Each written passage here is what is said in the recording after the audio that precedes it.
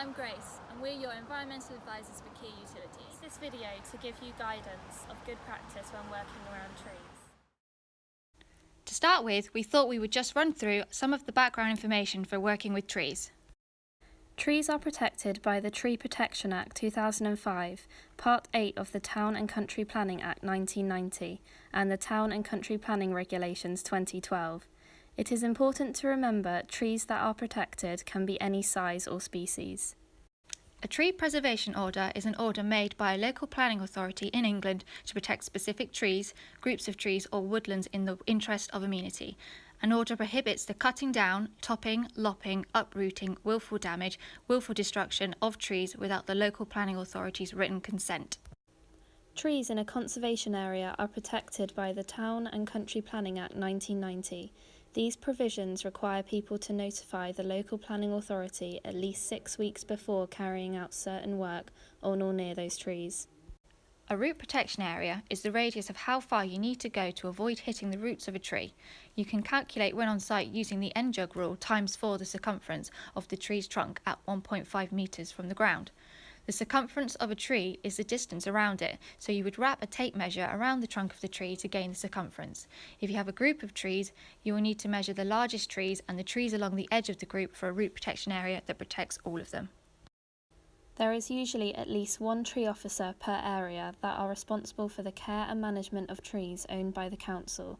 They also have the power delegated from the Town and Countryside Planning Act 1990 to get involved with the protection of trees within private land. Anyone found guilty of an offence is liable to a fine of up to £20,000. In serious cases, a person or company can be liable to an unlimited fine based upon their earnings or benefits from the works completed. There is now a lot of new guidance available on the local SharePoint page for Kier Utilities. There are easy-to-follow flowcharts for general and emergency work that give a step-by-step guide as to how to deal with trees on site. These flowcharts have been reviewed and approved by tree officers to be used. If you are still unsure on what to do with specific sites, then please contact your site manager or environmental team. You can also find the N-jug guidance online in PDF form. It is important to identify what kind of damage the tree officers might find and pursue for prosecution. Root severance from excavations may cause a tree to fall over or to get an infection and die. Root, branch or bark damage from excavations or accidental hits with machinery can cause wounds and infection. Soil compaction from vehicle or plant movement or material storage can crush roots and restrict the tree on taking up water and nutrients. The tree could also die over a long period of time from this. Contamination of land, either from herbicides or accidental fuel spills on site, can poison and kill trees if in high quantity. In this scenario, the works package has been provided and a tree has been identified within the working area. The site team have not continued work and have relayed this information to their manager and the client, and permission has been given to move the site away from the tree. The site team work out the root protection area using the N-jug guidance and fence it off and add a sign for the rest of the team to be aware. Once RAMs and a point of work risk assessment have been updated to reflect the changes, then works can continue outside of the area where the tree would be harmed. However, in this new scenario, the site team have not been able to move out of the root protection area. This may be due to other services or larger trees elsewhere. The site team now need to make sure that no tree preservation orders or conservation areas are protecting the tree.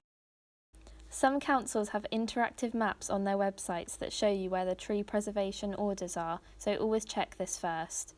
If they do not have an interactive map, then you will need to email or phone the local tree officer. The contact details will be on the council's website.